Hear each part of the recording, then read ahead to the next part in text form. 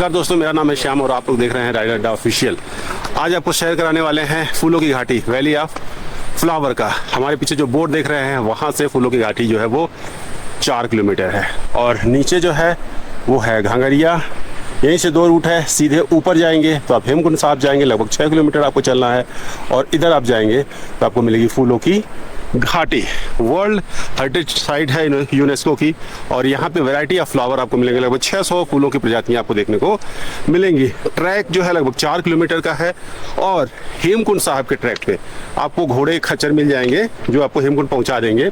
लेकिन इस वाले ट्रैक पे आपको घोड़े खच्चर नहीं मिलेंगे। क्यों, आप समझ सकते हैं, क्योंकि रास्ता देखिए कितना दुबला पतला है और जो पत्थर आगे मिलेंगे वो काफ़ी उबड़ खाबड़ होंगे और नुकीले होंगे, तो घोड़ों के लिए परेशानी पैदा हो सकती है।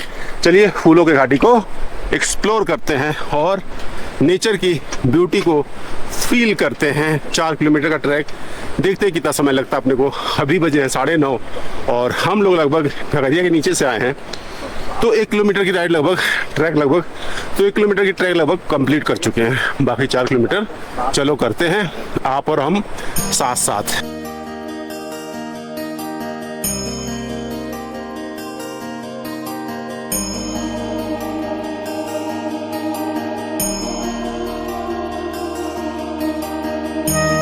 फूलों की घाटी राष्ट्रीय पार्क है, स्थापित वर्ष 6 सितंबर 1982। क्षेत्रफल 87.5 स्क्वायर किलोमीटर। 2005 में इसको विश्व धरोहर स्थल घोषित किया गया है। फूलों की घाटी राष्ट्रीय पार्क की तुलना किसी भी कृत्रिम पार्क से करना अनुचित है। फूलों की घाटी राष्ट्रीय पार्क पूर्णतः प्राकृतिक स्थल है और यहाँ पे क्या क्या परहेज करना है आपको वो दिया गया है। अभी जस्ट एंट्री करने के बाद ही फ्लावर अपने को देखने को मिल गया। क्या खूबसूरत है।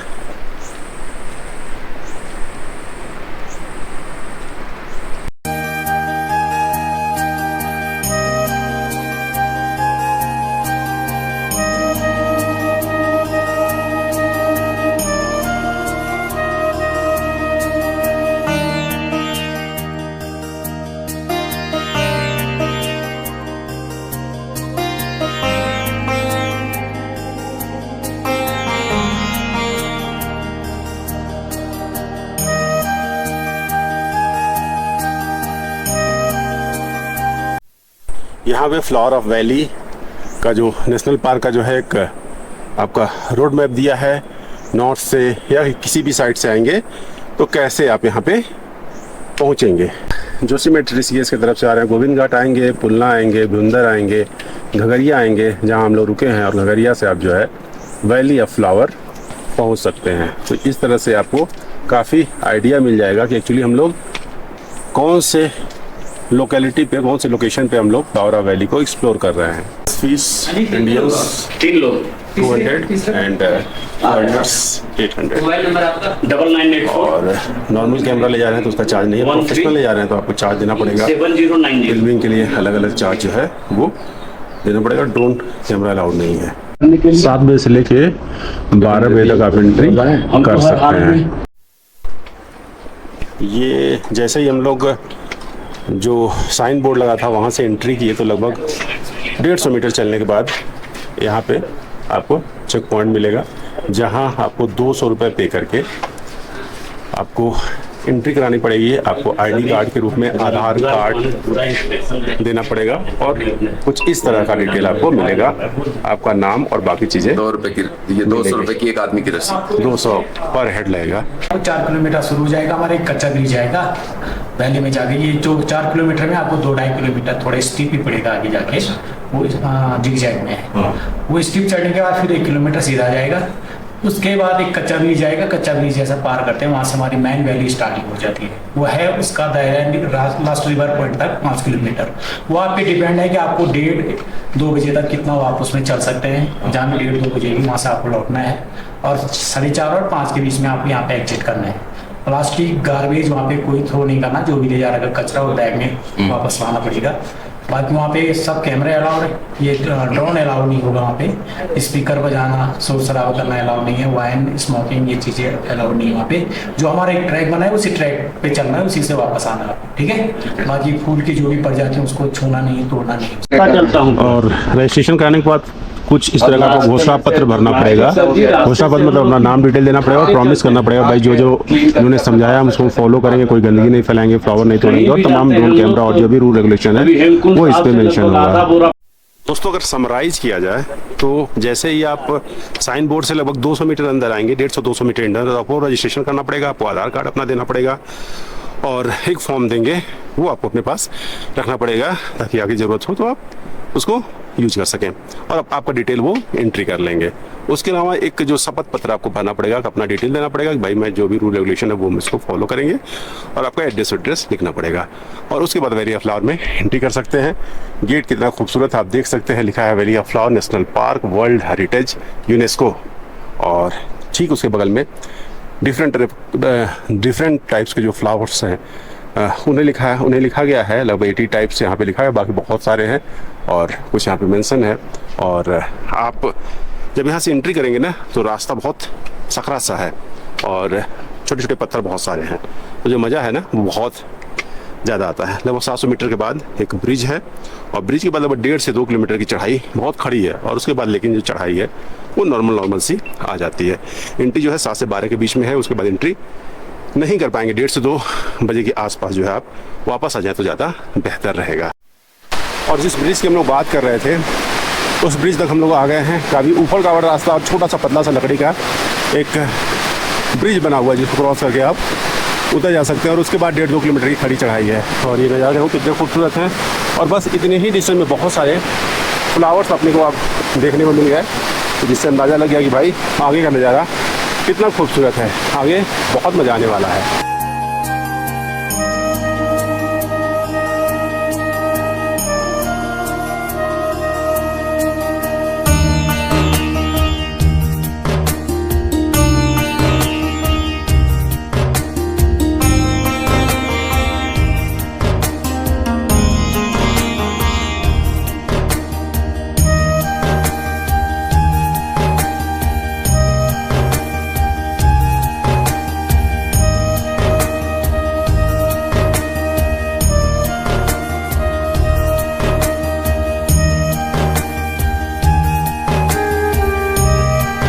अभी जो डेट है वो 31 अगस्त, जो अगस्त ही है, अगस्त और मिड सितंबर समझ लो, जुलाई अगस्त मिड सितंबर जो मानसून सीजन है वो इसका वैली ऑफ फ्लावर का पीक सीजन है, क्योंकि इसमें फ्लावरिंग बहुत ज़्यादा होती है, वैरायटी ऑफ फ्लावरिंग होती है। और थोड़ा सा लेट हम लोग एंट्री किए हैं, जो टाइमिंग हो रही है अभी 9 बजे 9:15 बजे के आसपास हम लोग एंट्री किए हैं, लेकिन लगभग 1 किलोमीटर चलने के बाद भी कोई बंदा भी नहीं दिखा। इसका मतलब कि हम लोग फिलहाल इस ट्रैक पे, इस ट्रेल पे अकेले हैं। बंदे कुछ गए होंगे तो नॉर्मली क्या होता है ना, वैली ऑफ फ्लावर जो जाते हैं वो सुबह 6 बजे 6:30 बजे निकल जाते हैं, लेकिन हम लोग घगरिया से पहले टेंट बुक किए थे और एक टेंट में 3 लोग हैं, तो वो सब रेडी होने में थोड़ा टाइम लग जाता है, ब्रेकफास्ट करने में। 8:30 बजे निकले थे तो एकदम सन्नाटा है और एकदम सुनसान जंगल वाली वाइब आ रही है पूरी। ये देखो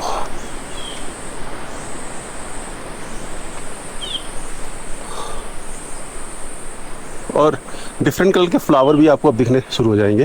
जैसे यहाँ पे देखो वो सारे पर्पल कलर के फ्लावर हैं, ऊपर जो है येलो कलर के फ्लावर हैं। दोस्तों रजिस्ट्रेशन काउंटर पे बताया गया था कि 700 मीटर के बाद एक ब्रिज पड़ेगा, तो हम लोग थोड़ा कन्फ्यूज हो गए। एक छोटा सा ब्रिज पड़ा था, तमिलनाडु वही है, तो लगभग 100 मीटर के बाद ही आ गया था, लेकिन एक्चुअली ये है वो ब्रिज। काफ़ी बड़ा ब्रिज है और बहुत ही ब्यूटीफुल यहाँ से नज़ारा आता है।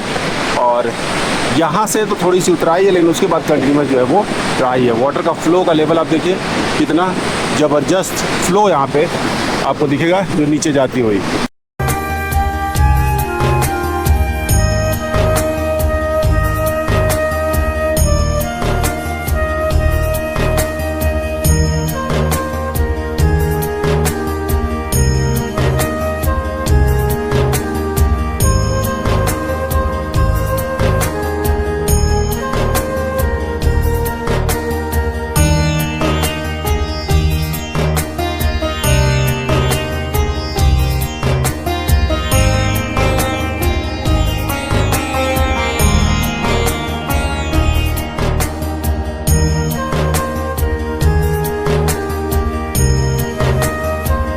चढ़ाई देखो दोस्तों किस तरह से है। ये ऊपर का रास्ता और कंटिन्यूस ऐसे ही हम लोग 1 किलोमीटर से आ रहे हैं, और ये नीचे का रास्ता काफ़ी नीचे से हम लोग आ रहे हैं। तो टफ चढ़ाई है, रुक रुक कर चले और ग्रिपी बूट पहने जिससे इन पत्थरों पे ग्रिप बने।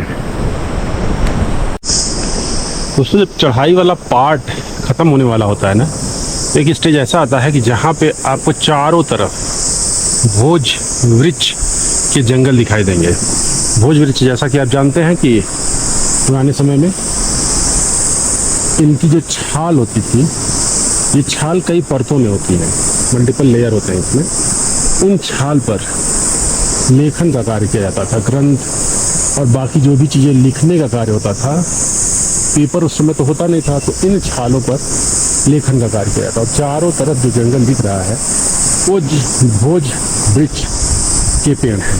और जो भोज पत्र आप नाम सुनते होंगे, तो ये जो भोज वृक्ष है इसकी जो छाल होती है उसी को भोज पत्र बोलते हैं ना, कि इसके पत्ते को, इसकी छाल को भोज पत्र बोलते हैं। और देखिए कितना मोटा ये पेड़ है और इसके पतले पतले जो है लेयर होंगे।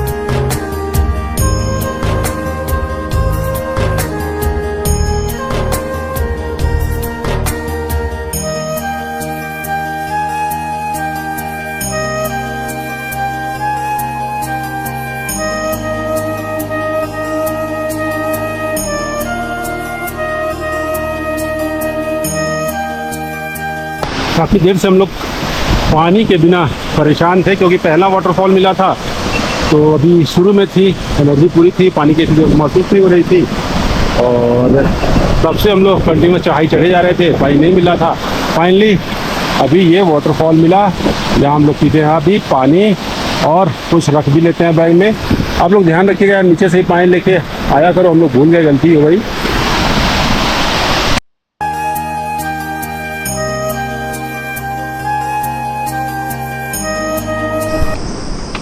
इस ट्रेल की ये जो पत्थर है ना, ये काफ़ी नुकीले हैं, तो इवन कहीं अगर रास्ता सीधा भी आ जा रहा है तो भी इस ट्रेल पे चलना उतना आसान नहीं है। छोटे छोटे पत्थर हैं तो बहुत बचा कर चलना है आपको। और अगर नॉर्मल शूज़ आपने पहना, ट्रैकिंग शूज़ नहीं पहना, स्पोर्ट्स शूज़ पहना, तो वो स्क्विड बहुत करेगी और इन पत्थरों की नोक से वो आपको फील भी बहुत ज़्यादा होगी।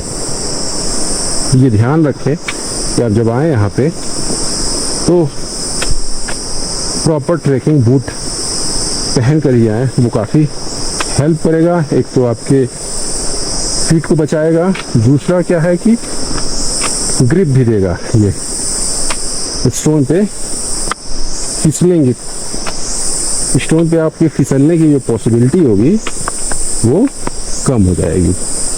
और क्या सुनसान वादियाँ, मौसम है, जंगल है, और ये पतला सा खूबसूरत सा ट्रेल है।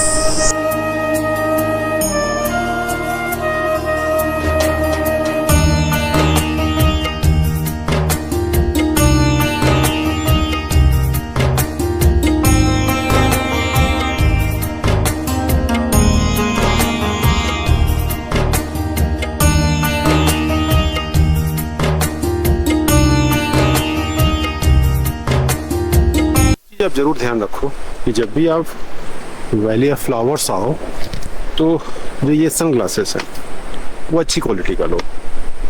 कारण मैं आपको बता देता हूँ, नीचे जो स्टोन है वो बहुत छोटे छोटे हैं, इर्रेगुलर हैं, शार्प हैं, जिससे फिसलने का डर, डैमेज होने का डर ज़्यादा रहता है।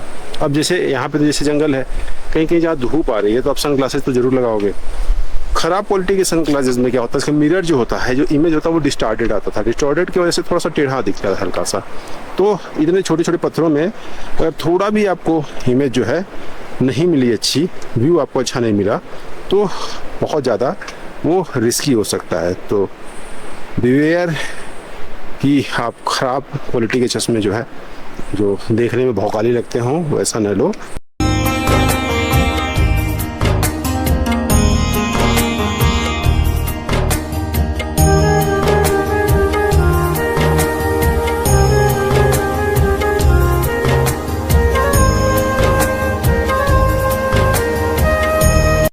सामने आप देख रहे हो ये है बामन धौड़ पुल पर यात्री के कर चलें और नदी नाले के आसपास न जाएं। काफ़ी फ्लो में रिवर यहाँ पे बह रही है और यहाँ से नज़ारा भी काफ़ी खूबसूरत है। और जस्ट आगे यहाँ से 200 मीटर आगे आपका बेस पॉइंट है वैली ऑफ फ्लावर का। ऊपर से काफ़ी दूर से वाटरफॉल आ रहा है।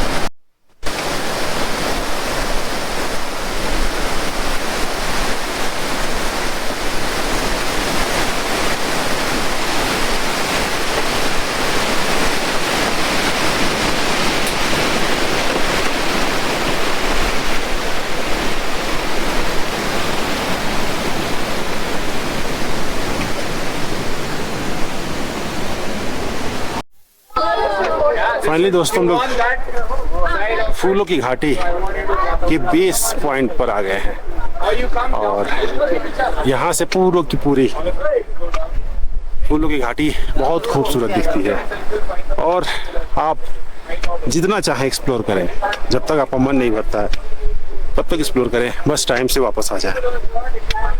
लगभग यहाँ से 5 किलोमीटर तक का दायरा है जो वैली ऑफ फ्लावर के नाम से जाना जाता है। और ये जो पॉइंट है ये बिल्कुल बीच में है वैली के, जहाँ से पूरा का पूरा वैली काफ़ी खूबसूरत दिखता है। जस्ट इसके आगे थोड़ा सा खुला एरिया है, वो एक तरह से बेस पॉइंट है। वहाँ से पूरा का पूरा वैली बहुत खूबसूरत दिखता है, क्योंकि एक तरह से देखा जाए तो बीच में एक प्लेन जगह है वो। और आप देखिए फ्लावर डिफरेंट टाइप के, ये जैसे देखिए फ्लावर, जस्ट उसके नीचे वाइट, पर्पल, ऐसे बहुत सारे आपको फ्लावर देखने को मिल जाएंगे। और एक खूबसूरत वैली का भी नज़ारा यहाँ से मिलेगा। ये सब नज़ारे देखने के बाद आपको रास्ते में जितनी परेशानियाँ आई हैं वो पूरी परेशानियाँ जो है हम लोग भूल जाते हैं। और एक विशाल सा चट्टान जिसको पीछे से लोग जो है ऊपर तक जाते हैं फोटो खिंचवाने के लिए। 360 view from beach point of valley of flower. क्या खूबसूरत, खुशनुमा, दिलकश नज़ारा है। और ट्रैकिंग करके यहाँ पहुँचने का मज़ा ही कुछ और है भाई। और देखो फूलों से लदी हुई वादियाँ और हमारे पीछे ये विशालकाय चट्टान, जहाँ ऊपर भी जाकर लोग फोटो खिंचवाते हैं। लेकिन हम लोग को कोई रिस्क लेने का शौक नहीं है तो हम लोग नहीं जाएंगे। हम केवल और केवल इस वैली का आनंद लेंगे। यहाँ से चारों तरफ बहुत सारे वाटरफॉल, झरने दिखाई दे रहे हैं। मतलब आप गिनते गिनते थक जाओगे, इतने वाटरफॉल है यहाँ पे। और भाई फूलों की वादियाँ तो अपने आप में स्पेशल है ही। मैं आपको डिफरेंट फ्लावर अभी दिखाऊंगा, लेकिन पहले आप इंजॉय करिए बेस पॉइंट से 360 व्यू, ताकि आपको अंदाज़ा लगाए कि इतनी कठिन ट्रैकिंग के बाद आपको देखने को क्या मिलता है, नज़ारा क्या मिलता है। जबकि अभी फ्लावरिंग कम हो गई है, उसके बावजूद भी ये नज़ारा अल्टीमेट है यार, ultimate. This is beautiful valley of flowers discovered by Frank Smith in 1931। Frank Smith जब अपनी माउंट कार्मेट के एक्सपीडिशन से आ रहे थे तो इंसिडेंटली जो है, एक्सीडेंटली उनको ये चीज़ जो है दिख गई और वो काफ़ी प्रभावित हुए। और फिर 1938 में उन्होंने एक बुक पब्लिश की जिसका नाम था वैली ऑफ फ्लावर्स। तब से यह जगह वैली ऑफ फ्लावर्स के नाम से फेमस हो गई। और हर साल जब मानसून में यहाँ पर फूलों की वादियाँ लग जाती है तो देश और विदेश से लाखों ट्रैकर आके इन वादियों को महसूस करते हैं, इन वादियों का आनंद लेते हैं। और उसी महसूस करने के पार्ट में हम भी आज शामिल हो गए हैं। क्या खुशनुमा नज़ारा है और क्या रंग बिरंगे फूलों से लदी वादियाँ हैं।